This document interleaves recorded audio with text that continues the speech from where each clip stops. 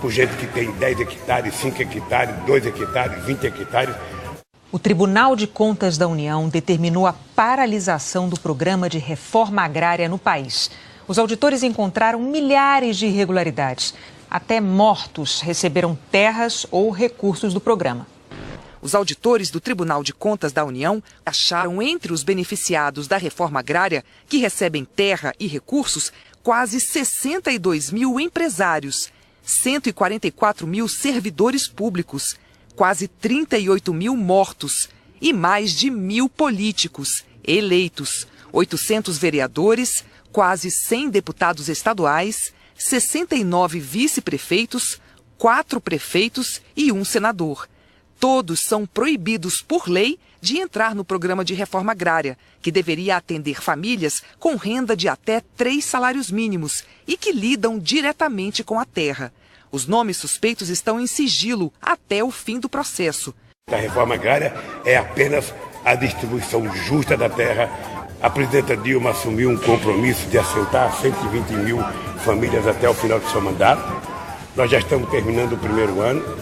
Enquanto trabalhadores rurais passam muito tempo esperando por um lote, empresários, autoridades públicas e mortos receberam áreas do governo sem gastar um tostão. Na época, havia 76 mil lotes com indícios de fraude. Uma das coisas mais absurdas que eu já vi na minha vida foi essa matéria da Rede Record a respeito dos sem terrinhas. Você já assistiu isso? Eu vou colocar aqui uns trechos nesse vídeo. É absurdo o que eles estão fazendo com as crianças do nosso país.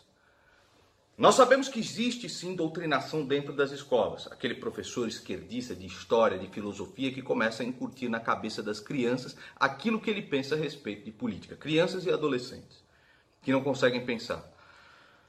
Agora, o que os caras estão fazendo dentro do Movimento Sem Terra é uma coisa realmente revoltante. É diferente da doutrinação nas escolas. Eles estão realmente treinando as crianças para uma luta armada marxista com o seu dinheiro dos impostos. É um negócio assim absurdo, é absurdo o que esses caras estão fazendo. As crianças gritam, nós queremos sim, nós queremos a revolução, é luta, é não sei o que lá. Que coisa, cara, que coisa. É realmente assim... Eu estou num quadro de Salvador Dalí, só pode ser. Vou colocar aqui algumas cenas para que você possa verificar.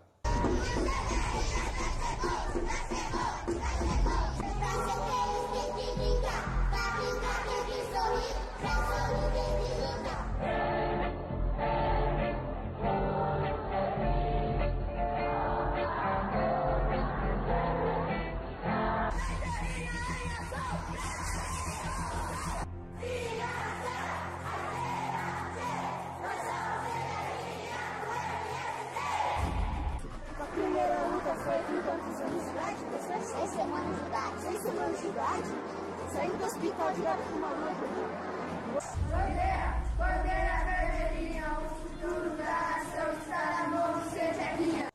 Então as crianças levantando um punho falando a respeito de Che Guevara. Che Guevara é um assassino sujo.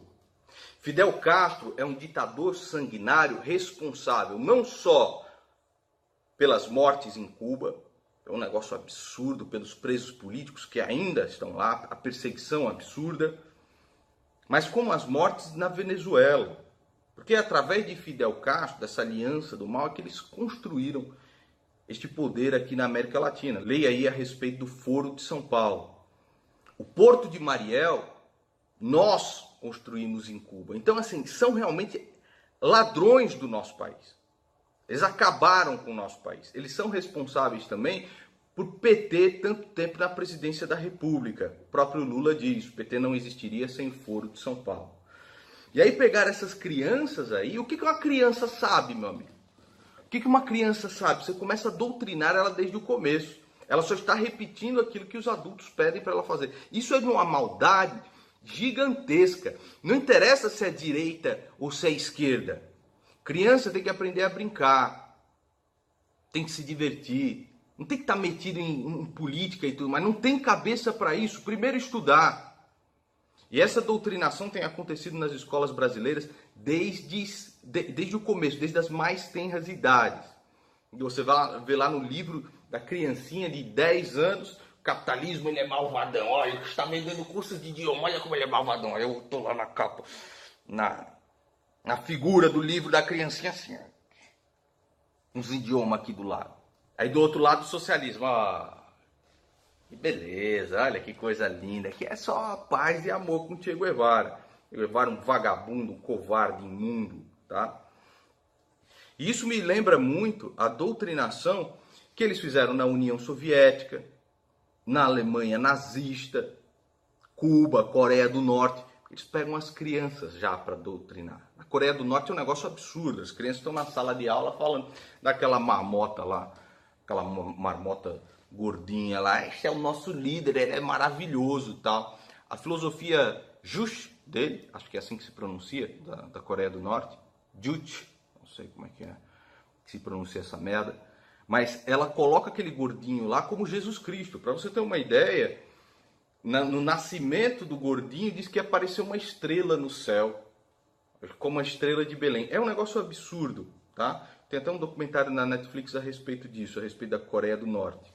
É um negócio nojento mesmo. Lembrando, tá, que a juventude nazista também era nesses moldes. Pegavam crianças, pegavam adolescentes e doutrinavam a amar o grande líder, que era o Führer, que era Adolf Hitler. Uma coisa nojenta e terrível. Lembrando a todos vocês que nazismo é de esquerda, sim, meus amigos. Agora eu vou ficar bravos, né? Agora vão ficar piscantes. Nazismo é de esquerda, não na sua concepção temporal, mas na sua concepção conceitual.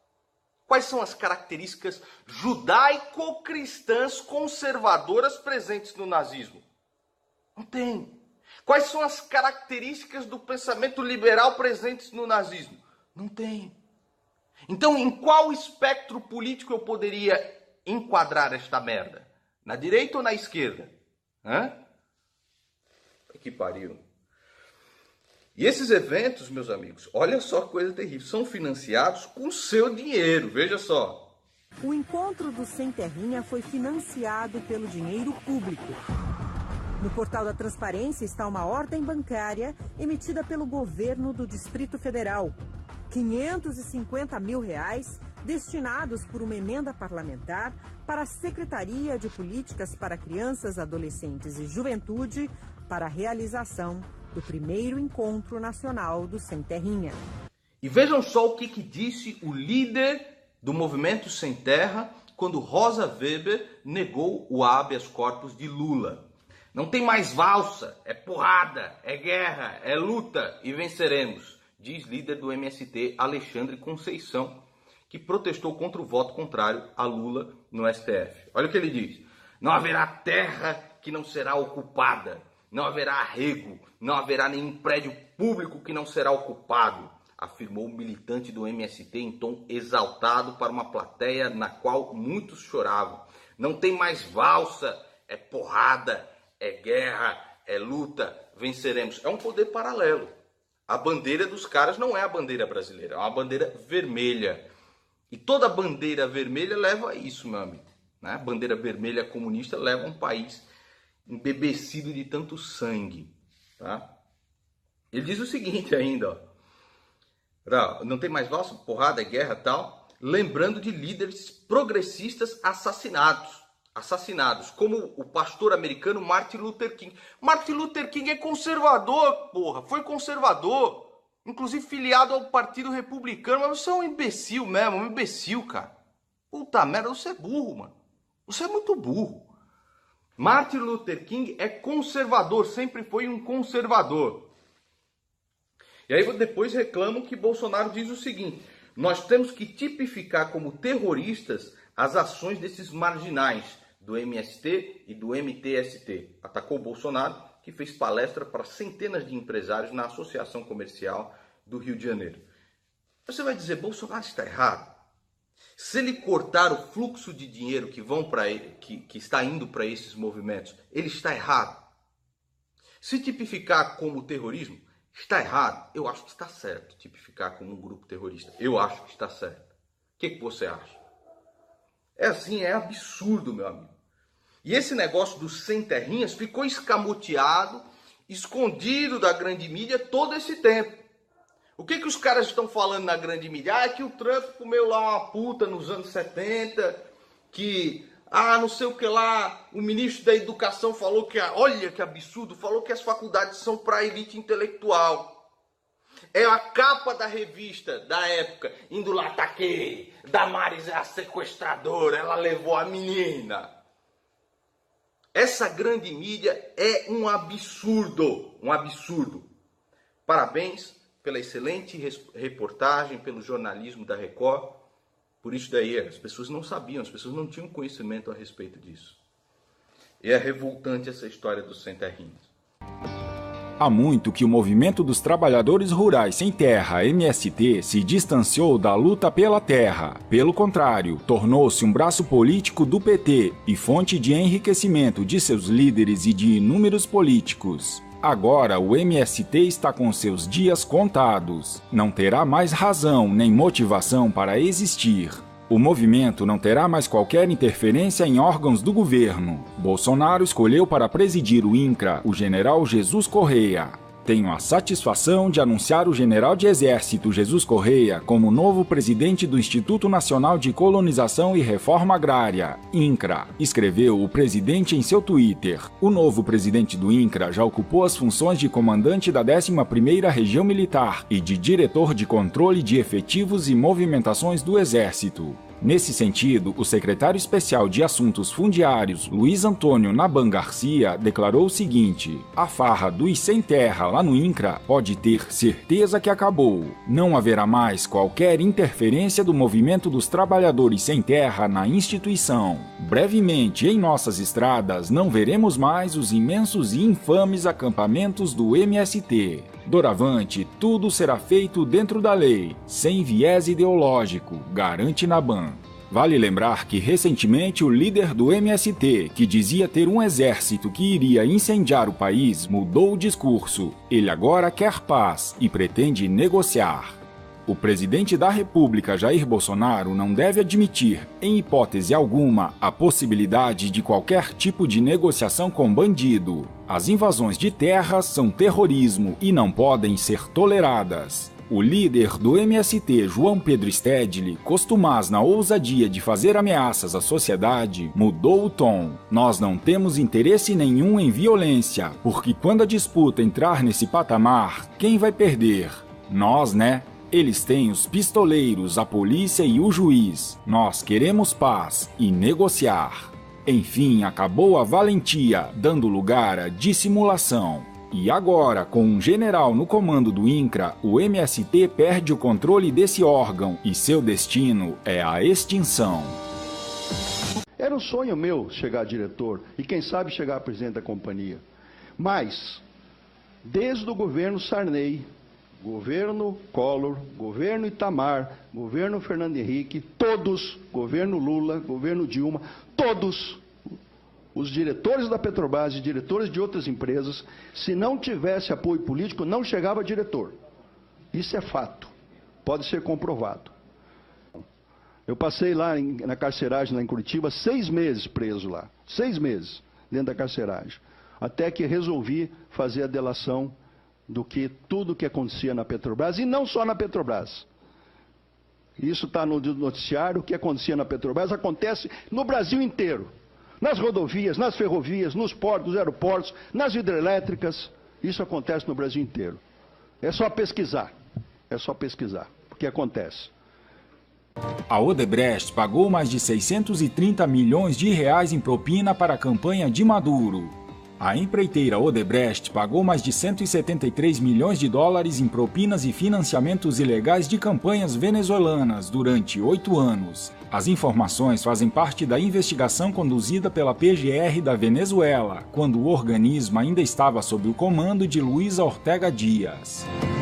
Respeite o direito constitucional do presidente Maduro e de todos aqueles que constroem a Venezuela independente das forças hegemônicas internacionais, contrariando a imensa maioria de líderes mundiais. A comunidade internacional, em peso, reconheceu a legitimidade do governo interino de Juan Guaidó.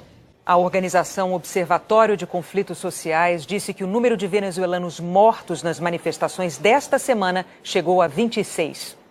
Falar da decisão do deputado federal Jean Willis, do PSOL, de não tomar posse para o novo mandato. Eu decidi declarar voto na presidenta Dilma Rousseff e, mais que isso, até apoiar a reeleição. A gente não pode perder conquistas já feitas. Ele renunciou, a justificativa é a série de ameaças que ele relata ter recebido. Dia 6 de agosto de 2013, o Adélio, que tentou matar Jair Bolsonaro, entrou dentro da Câmara dos Deputados para uma reunião com um deputado federal. Nós estamos agora requerendo ao presidente da Câmara a informação de quem é o deputado que recebeu o Adélio, o cara que tentou matar o Bolsonaro lá dentro da Câmara dos Deputados. O deputado federal reeleito João Williams, do PSOL do Rio de Janeiro, disse que vai abrir mão do mandato e abandonar a vida pública. Quem é o deputado federal que manteve contato quando o Adélio ainda era filiado ao PSOL em 2013, a entrada do Adélio na Câmara? Nós conseguimos também uma foto das redes sociais do Adélio, antes de sumir uma grande parte das coisas dele. Jean Willis desistiu de assumir o terceiro mandato e vai viver fora do Brasil. Disse que foi vítima de fake news, mentiras e calúnias frequentes e abundantes. Eu decidi declarar voto na presidenta Dilma Rousseff e, mais que isso, até apoiar a reeleição. A gente não pode perder conquistas já feitas. O que nós temos no Brasil não é um negócio de 5 anos, 10 anos atrás. Nós estamos falando de 30 anos. O senhor está se referindo a esse sistema de fazer política e de se fazer negócio com o Estado? Isso é que existe. Então, tudo que está acontecendo era um negócio institucionalizado. Era uma coisa normal. Em função de todos esses números de partidos, onde o que eles brigavam eram por quê? Por cargos? Não, todo mundo sabia que não era. Era para orçamentos gordos. Que eles queriam ali colocavam, os partidos então colocavam seus mandatários com a finalidade de arrecadar recursos para o partido, para os políticos. E isso é há 30 anos que se faz isso. Quer dizer, o que me surpreende, lhe digo, e eu procurei colocar de uma forma muito clara aqui, mas infelizmente não pode se estender muito, mas eu quero ter a oportunidade de enfatizar. O que me surpreende é quando eu vejo todos esses poderes, a imprensa, tudo realmente como se isso fosse uma surpresa. Me incomoda isso. Preso há 10 meses, Lula foi condenado novamente. Além da nova condenação de quase 13 anos de reclusão imposta pela Justiça Federal no Paraná pelo caso do sítio de Atibaia, o ex-presidente Lula custeia advogados para defendê-lo em outros 7 processos. O criminoso petista ainda enfrenta operações Janus, Zelotes e ações do quadrilhão do PT. Mas isso tudo ainda é quase nada. Além dos 7 processos que ainda vai enfrentar, tem o Palocci pela frente, que é o arquivo vivo das negociatas do PT e seus aliados, que não foram sequer incomodados até agora pela Lava Jato. Palocci tem muitos detalhes sobre as falcatruas na Petrobras, onde foi conselheiro e indicou homens de confiança para cuidar das finanças na era Lula-Dilma. No mínimo, tem mais uns 100 anos de condenações para o preso dentro. Lá vem ela, a deputada federal e líder petista Gleisi Hoffmann tentou explicar aos seguidores de sua seita que a condenação do seu chefe criminoso foi por causa do Nobel da Paz. Em seu Twitter, a petista escreveu: "A perseguição a Lula não para. Uma segunda condenação a jato foi proferida, exatamente quando cresce a possibilidade de Lula ser Nobel da Paz. Na memória do povo e na história, Lula será sempre maior do que seus carrascos. Lula livre." Imediatamente, os internautas responderam à petista: "Adoro o senso de humor da Gleisi, ela me mata de rir." Se você se mata de rir, imagina o Lula, que ri igual a um condenado. Quando um petralha profere algo, ou é fruto da falta de conexão com a realidade, ou é desonestidade intelectual. E o pior é ver uma seita de zumbis fazendo coro às insanidades ouvidas. Hoje serei solidário a Gleisi. Vou entrar na campanha Lula Livre 2043. Se o Zanin entrar com recurso, acontecem duas coisas. Ele perde e a pena aumenta. É batata. O cara não ganha uma. Não custava nada mais um mês, para arredondar para 13 anos. Lendo os comentários, se eu fosse a senhora, deletava suas contas das redes sociais, só para não passar vergonha. Nobel da Paz? Será que essa senhora sabe o que é isso? Nunca houve um vagabundo e ladrão agraciado com esse título. O prêmio que Lula pode disputar é quem terá mais anos de cadeia, com Pezão e Cabral. Próximo passo é tirar ele do alojamento VIP da Polícia Federal e transferir para um presídio comum, tá ok? Mas faltam 6 processos ainda, só para lembrar. O petista Lindbergh Farias acaba de tomar um belo revés da justiça. O ex-senador foi acusado de promoção pessoal por ter usado a logomarca de sua gestão na distribuição de leite quando foi prefeito de Nova Iguaçu. O petista já havia sido condenado em primeira instância, quando o processo tramitou na comarca do município, mas decidiu recorrer à segunda instância e novamente perdeu. A decisão suspende por 4 anos os direitos políticos de Lindbergh. O que dá mais lucro no mundo do crime? Tráfico de maconha, de cocaína ou de armas?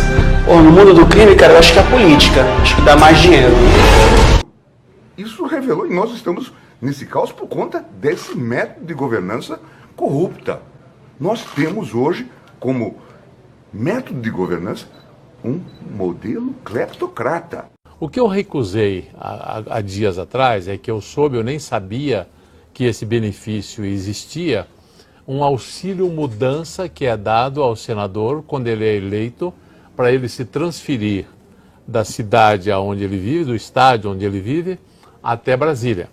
Eu considerei esse auxílio de R$32 mil, que seria depositado na minha conta, algo que eu não preciso.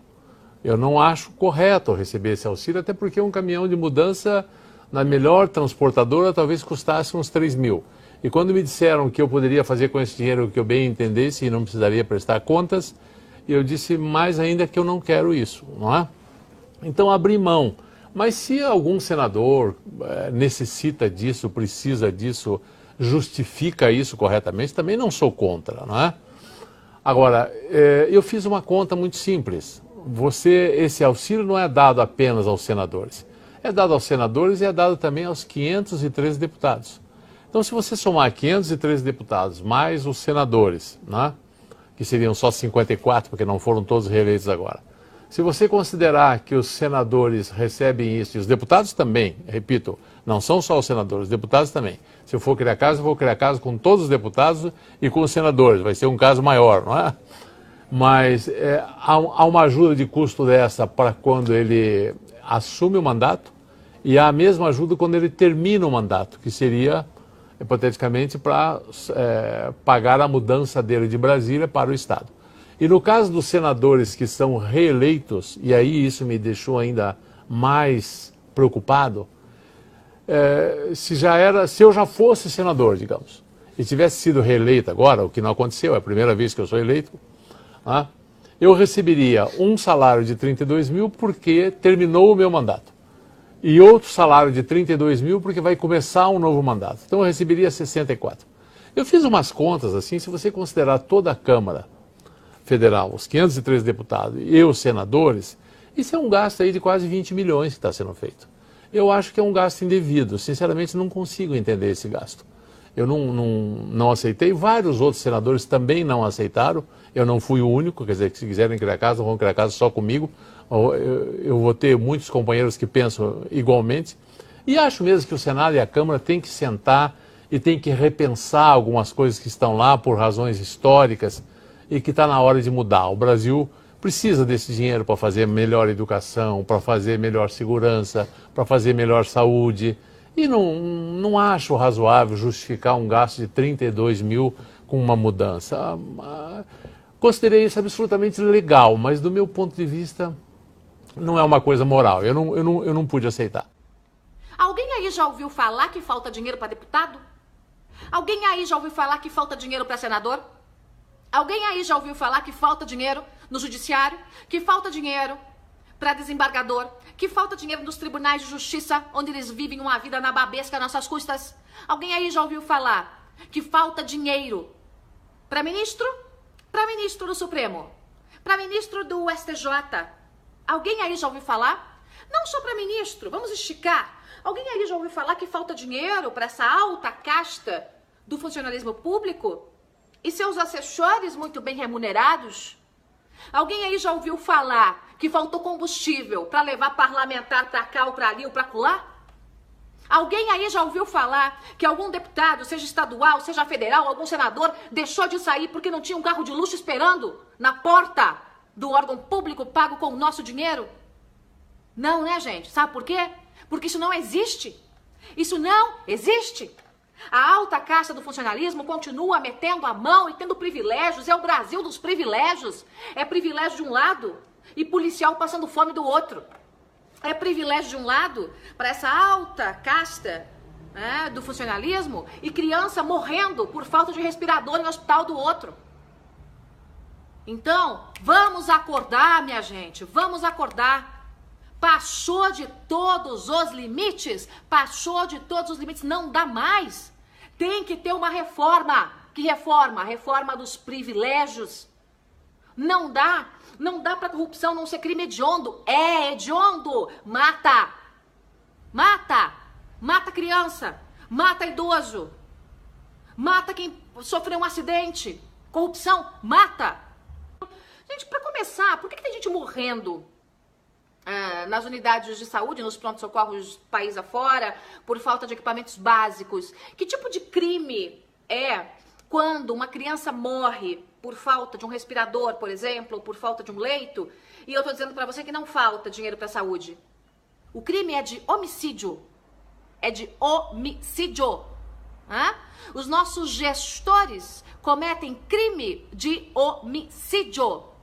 E você estique isso para a segurança pública, porque é exatamente a mesma coisa. Não falta dinheiro no raio do Brasil. O que falta? Falta gestão, falta competência e sobra roubalheira. Minha gente, nós pagamos uma baba por conta da roubalheira só na Petrobras, só do Petrolão. Se espalhe isso aí em todas as outras estatais, nos órgãos públicos, no aparelhamento desgraçado. E sem contar os benefícios que sobram em todos os cantos. O apartamento seria usado pelo ex-ministro Gedel Vieira Lima. Esse valor total é de inacreditáveis 51 milhões de reais. Na verdade, um pouco mais do que isso. 51.030.866,40. Uma parte desse valor, em dólares, a PF usou 7 máquinas e levou o dia inteiro para finalizar a contagem. Essa é considerada a maior apreensão já feita pela Polícia Federal de dinheiro em espécie. Os policiais se depararam com 8 malas e 6 caixas com notas de 50 e 100 reais e tiveram que usar 2 caminhonetes para fazer o transporte. As malas com dinheiro estavam no apartamento 201 deste prédio no bairro da Graça, área nobre de Salvador.